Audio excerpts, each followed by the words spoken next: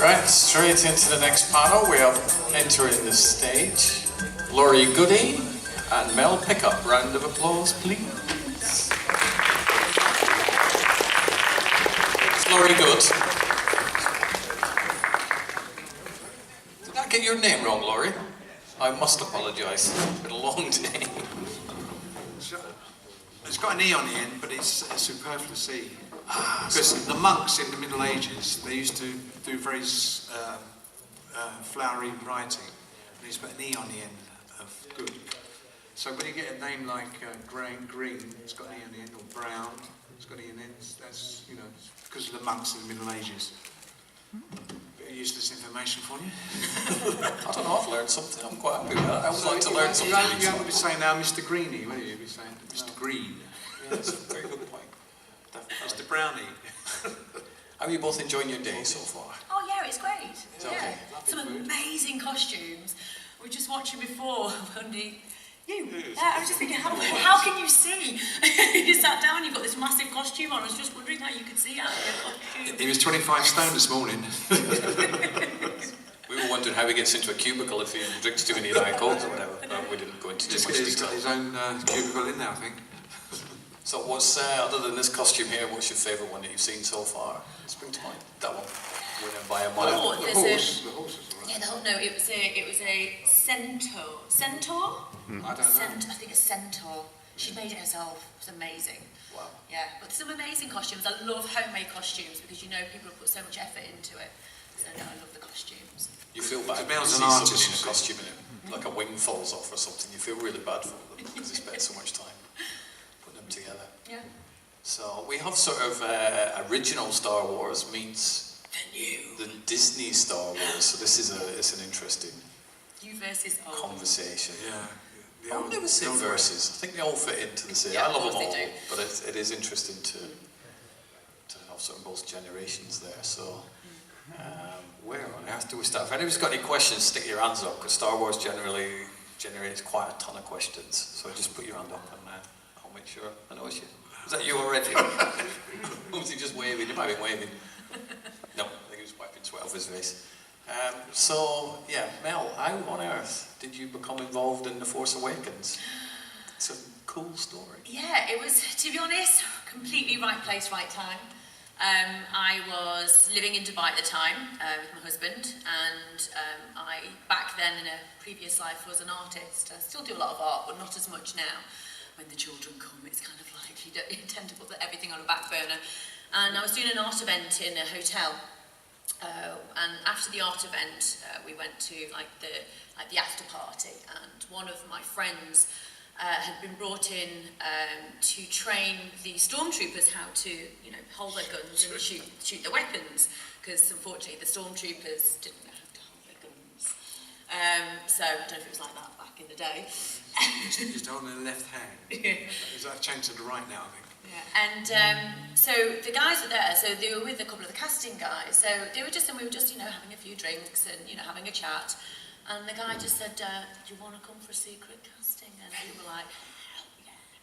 So we went to a secret casting, and my husband, oh, there he is.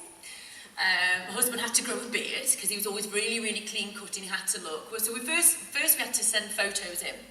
So we sent photos in, and then I got a phone call to say, right, can you not send a photo with makeup on? I want you to look as rough as you can, like you've just woken up, because you're all supposed to be scavengers and things like that. So I said, right, I can do that. So literally, like you got out of bed look, you had to do the clipboard. And then about 3 days later, they said, right, you're in, do you want to come for your costume fitting? So of course it was all very, very hush-hush. Went for a costume fitting. My husband got the scavenger, and I got fitted with the creature, Athgar-His. So yeah, and that was it really. It was there was so many creatures, about 21 creatures, and everyone was on set all the time. But I was the only one that got any airtime, which is yay for me. But yeah. One of the things I find fascinating is Laurie, when you appeared in the original Star Wars, 1976. Star Wars wasn't a thing then, was it? So you would have gone for a casting for this film that was being made by this little-known filmmaker called George Lucas. Yeah. Whereas Mel you would have known exactly. You know, Star Wars. It's a no-brainer for me. Yeah. Well, I think the only thing George Lucas had done before that was American Graffiti. I think that's the only thing of any note. So, but then I didn't know that he had done American Graffiti until afterwards. So they're all kind of unknown. Even Mark Luke Skywalker, Mark Hamill, can't think of his name. Mark Hamill, I'm getting like him. Mark Hamill, I mean, he was unknown, and so, you know, the only people, Alec Guinness, he was known, so people like that, and the other Christopher Lee. Peter Cushing and Alec Guinness were the only names that anybody would have I keep thinking it 2 weeks now. So, yeah, so there wasn't, it wasn't a sort of a big star thing, it was just sort of like, so where's this film going?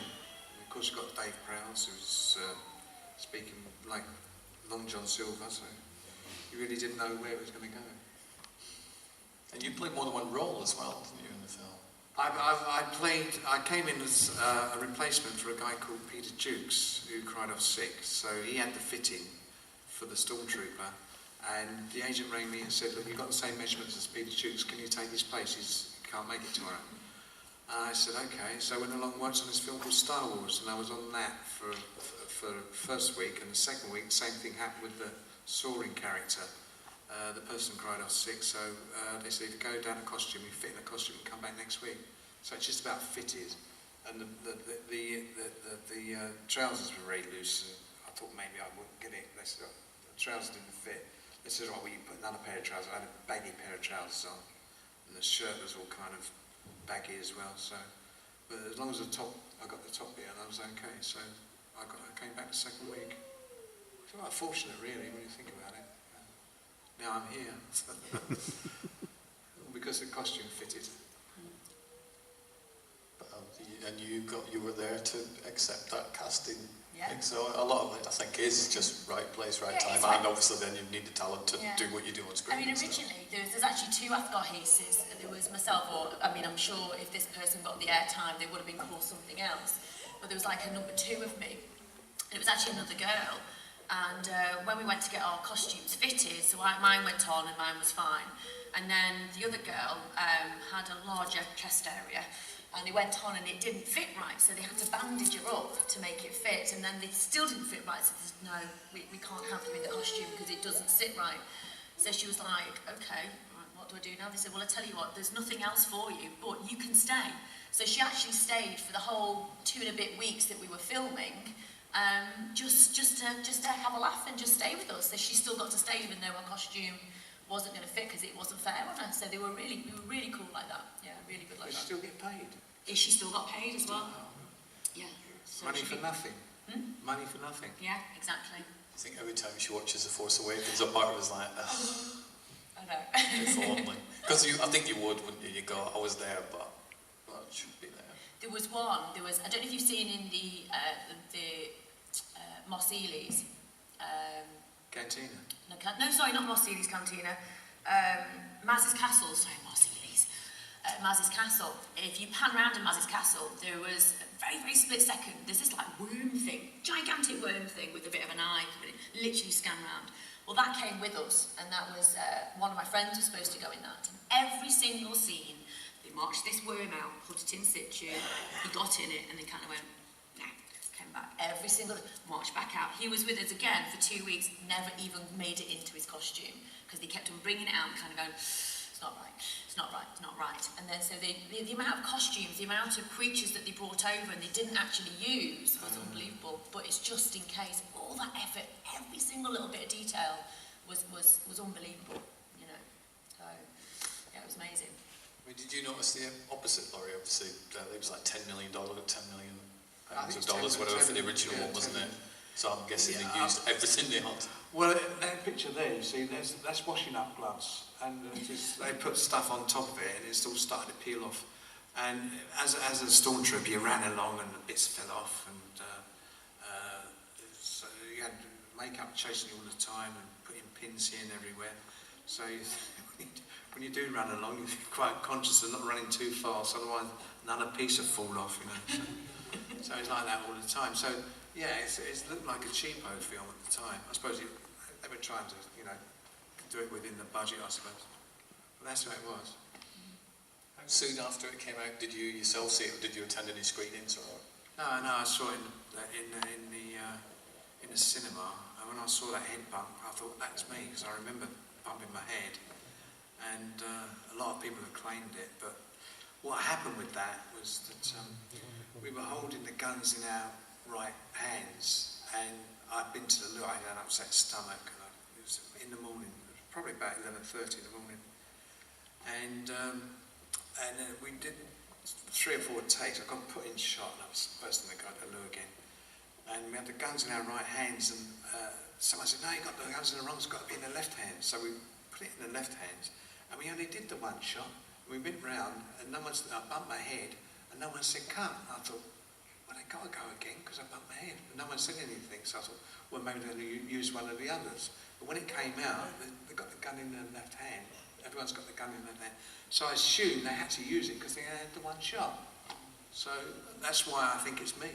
So, a lot of people, another guy called Martin Reed has claimed it recently. And I said, well, what happened when you bumped your head? He said, well, everyone laughed. I thought, well, if they laughed, they would have done it again because they would have realised it. So, you know, but no one said anything when I bumped my head. And it didn't hurt because I was going quite slow. I sort of scraped underneath. And so, and I've got a witness as well because Chris Bunn was in front of me. So there we are. So they're quite thin plastic, those helmets. I've seen one. Somebody had one at one point from, you know, a genuine one, and they weren't very thin plastic. If this one I saw was real, so you're lucky. It wasn't thin. Oh no, it was quite thin. The one that I saw. It was all very fragile. Yeah, the whole thing. But yeah, it's become one of the most, not necessarily the most iconic scene in Star Wars, but it's definitely something that everybody talks about. You've seen Stormtrooper smacks his head, and it is one of those. It makes everybody smile. It's really cool to be able to meet the person behind the helmet who clipped the door. It's bizarre. Saying it feels ever since. So what made you decide to write a song about the Stormtrooper banging his head? I've heard it. Yeah. I sent it here. I thought it was going to play it. It's amazing. Well, this everyone was saying it was them. You see, the thing is with the head bump, is that everyone's saying, oh, they did it. Well, you know, about probably half a dozen people said that. And I thought, well, how can they say they've done it and they've got no proof? Yeah, I haven't got any real proof. I mean, I've got Chris Bunn was there with me, but you know, I haven't got any sort of story about the director shouting, "Who's that idiot?" You know, anything like that. So. All I can tell is my story. So I wrote a song called Who Was a Stormtrooper Banged His Head? Who was a Stormtrooper banged his head? So many claims unsubstantiated. Who was a Stormtrooper bashed his brains? Nobody knows, the mystery remains. All troopers held guns in their left hands. Was this a part of George's plans? If you reverse the negative from right to left, everything shift. Who was the Stormtrooper? Who could it be? Was it George in that suit? Luke in disguise? Obi-Wan Kenobi tricking our eyes? Carrie in a hurry, breaking about. Mr. Ford was there, but nobody to see. Maybe the Stormtrooper was me. Oh, yay! Thank you very much. So I've started on YouTube, and I've actually done a remix. No, it's just in a bedroom. Some guy's got his own gear set up in the bedroom, ran there and did it, and so I put it on iTunes as well. I made about 10 quid, I think. It is a very cool song. I listened to it a couple of days ago. I didn't know it existed. Yeah, I know. I sent it to the BBC. I looked at the BBC radio, because you go on the website and it gives you the head of the BBC. And I thought, I'd get some airplays, get some money out of this on the airplays. So, and I got the assistant, Helen Balders, I think her name is, or Balding or something. And she sent me back a list, and I sent it out to the producers, and they said, it's not good enough. But yeah, I did try the BBC, but so I just put it on YouTube. But, so yeah, do a search for that, Stormtrooper who banged his head, and you'll find Laurie's YouTube channel there. That's where I found it. It's very good. That's what you're going to check out, isn't it? As soon as you get home, you're just going to check it out. Googling it now.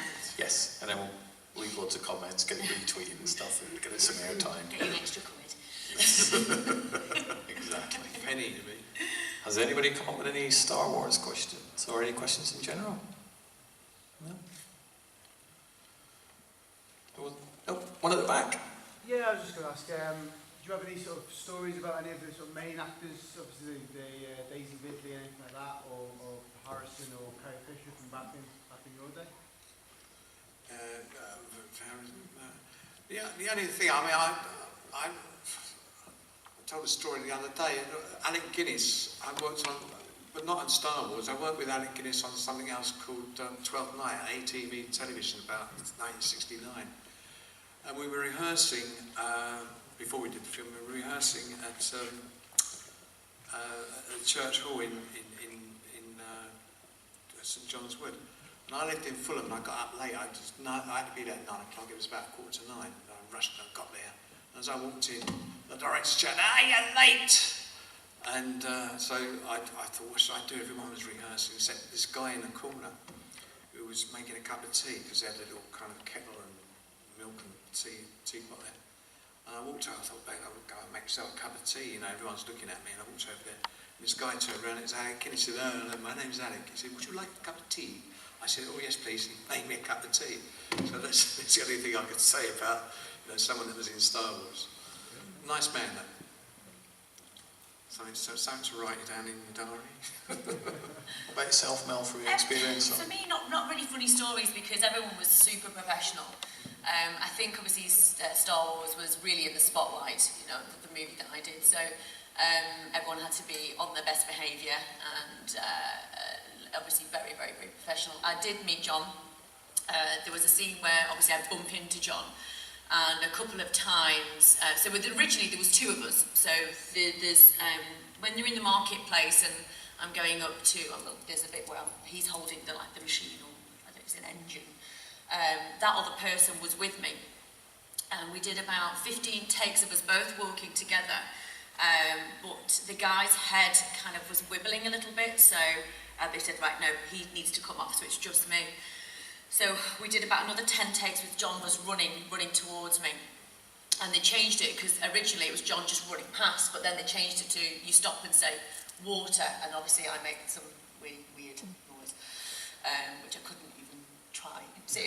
And then, but a couple of times he almost knocked me out, literally, because he was running so fast, and he was literally sprinting. He almost knocked me out, so when they said cut, we had to go to a sheltered area, because it was 45-degree heat, and we'd take my help, and he goes, oh my God, I'm so sorry, you okay? He was just so lovely. But not funny stories, because everyone was just super professional, so I think you have to be in this day and age anyway. Definitely a nice memory from your time on Force Awakens. Amazing. Would you pursuing acting in other roles, or was that? For me, I've taken a long time out, because I have two very small children. So after the Force Awakens, I moved back a couple of years ago, just with my children. My husband stayed in Dubai for a while, just doing his work. So it's really only the last couple of months where we've all been together as a family. So obviously being on my own with the children, and I moved back when my daughter was 3 months old, so just settling the family in and everything. And my son was only new Dubai, so it's been just spending a bit of time with the family. So there could be things on the cards, You're not ruling it out? No, not ruling it out. What was your husband Mark's experience on The Force Awakens? Obviously, do you both go that? We were in a Star Wars movie. Do you know what?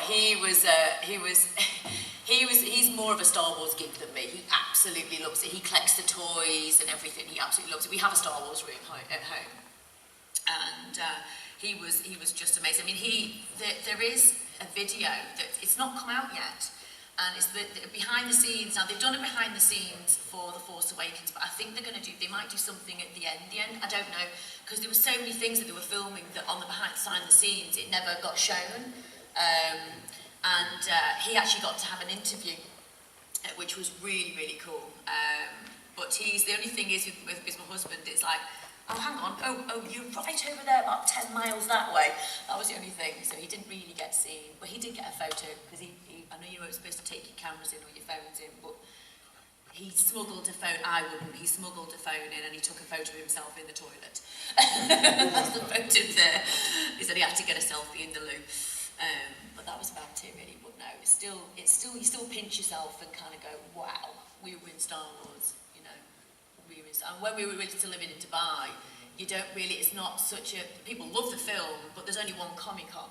So you don't realise how big it is until you come back here. And as soon as I came back, people were like, do you want to do a con? Like, comic? What? What's a convention? What's a convention? And you go up to these conventions and everyone's amazing, you know. And for me, the best part of conventions is I'm a big Harry Potter fan. I love Harry Potter.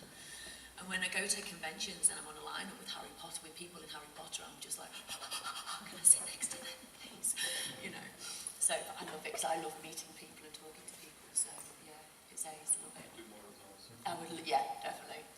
No. Have either of you done the Star Wars Celebration conventions? I wish. Made them.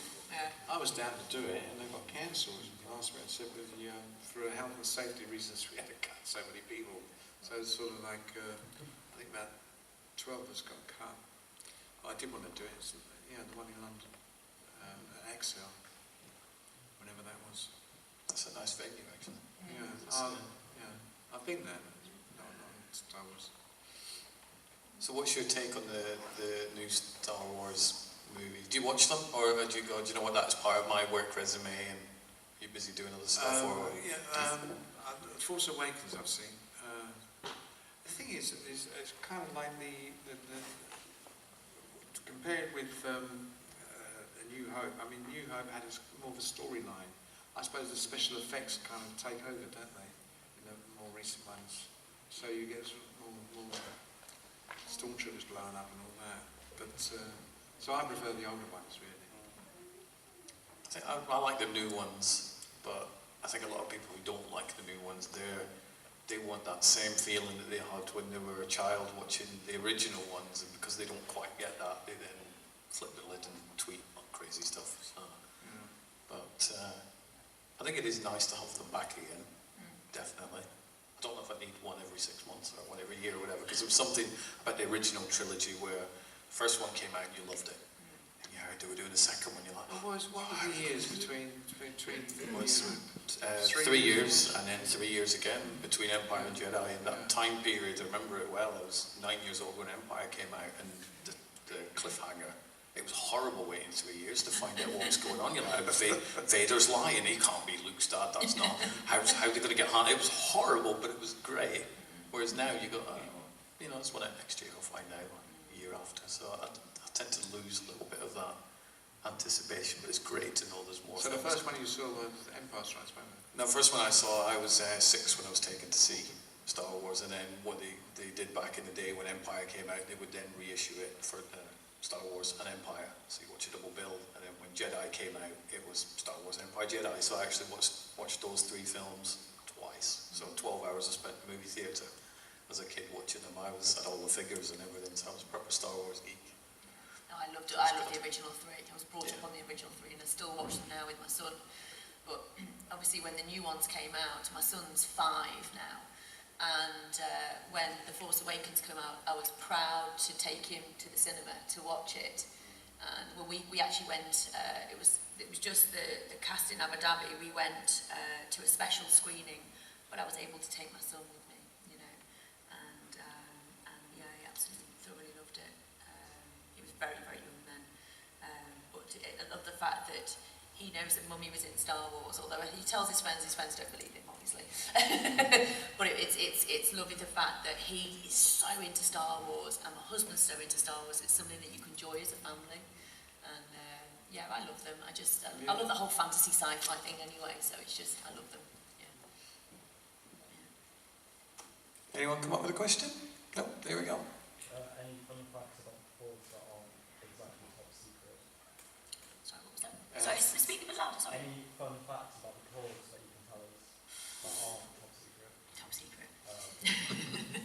We all want one. That's another thing that's become so It's very, very, secrecy yeah. now. It's so, I mean, when I went along, you could take photographs and everything. Now they take their phones off you and everything. Yeah, when you yeah. At the gate, we had our phones taken off us and everything, and they were in like a secret lock up in the base camp, and then we went onto set.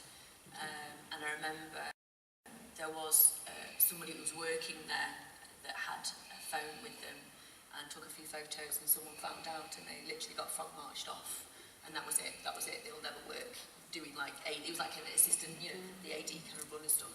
Never do that again within that kind of. So it's very secretive, but they have to. You know, there's so many internet channels now that, you know, things get leaked straight away, that they have to be really secretive if they want the fans to, you know, keep with the suspense. So, yeah. See, I find, because I do a lot of film publicity, and filmmakers will tell me stuff about their films. I don't want to tell people, because I want to preserve the joy of going and watching a film for the first time and not knowing what is going on screen. So I tend to keep. It really annoys me when people just blab and here's a picture. Yeah. Slap them. See, Bang their head that's against the what wall. happened to me. See, because my pictures got leaked onto TMZ. So there was somebody that had a watch phone. Now that's before the watch phones. You know, someone who lived in Abu Dhabi, and he had a watch phone, and he was taking photos with his watch. And they got leaked out literally, I think, a week after we'd stopped filming, which was really disheartening and quite, not embarrassing, but you felt like you'd done something really wrong when it wasn't you, it was someone else that done something really wrong, but you can't stop TMZ from leaking them out, but you just feel like you've done something wrong, you know. And you're there to make a film, right? You don't need to be distracted by, oh, that happened, and need to Yeah. concentrate, make sure that doesn't happen again. Yeah, You exactly. need to concentrate on your roles, don't Yeah. you? So it was quite intense for about a week when they were trying to find out what happened, and you know, so, but yeah, that put a bit of a dampener. But on the flip side of that, you actually know that it's me. Doing the Force Awakens. So it's the only kind of link I've got, because I could just say I'm that, and I wasn't that, because so it's the only footage I've got to prove who I am, because we didn't get credited. So being in Abu Dhabi, the studio got the credit, not the person. So I didn't get the credit for it. If I got the credit for it, brilliant, but it was uncredited my part. So that's my proof. You're a Lego figure, one of these pictures that keeps going down. You're in a Lego game. I'm on a bonus round. We have the Lego game at home, so. I know, bonus round. But I would love the Lego figure. Oh my God, I'd love the Lego figure. Yeah, that'd be awesome. Has one been made, or? Don't know. Not yet? No. Needs to be one. You'd think so. You'd think so. Yeah. Zara from downstairs, she's Doctor Strange, she gave me a Lego figure of her little brunette zealot this morning. I was like, oh wow, that's going on my Film Geek shelf at home. So. My son would go crazy if I was made into a Lego figure. Yeah. We should start a campaign. We should start. Get Laurie to do a song. You could do a song You about could do a it. song about Who it. was the Lego man? What? Let's make Lego figures. The Lego man who couldn't walk. So what's the most popular picture that you've had signed today from your desk? Has there been an outright winner, or No, has it been across the board? I've actually done one for Doctor Who, which is unusual. I don't normally bring those along, but mainly Star Wars. So people bring their own pieces that they want signed as well, whether photograph or box or something. You know, so. But I'm going to pop down later on and see the pair of you and have a catch up and whatnot. But if there are no final questions, then I shall let you both go back downstairs and mingle with many, many more Star Wars fans. Oh yeah, come and say hello. Definitely. Yeah. All right. Well, thank you very much, Thank Mel. you. Thank you, Cheers. Laurie. Thanks.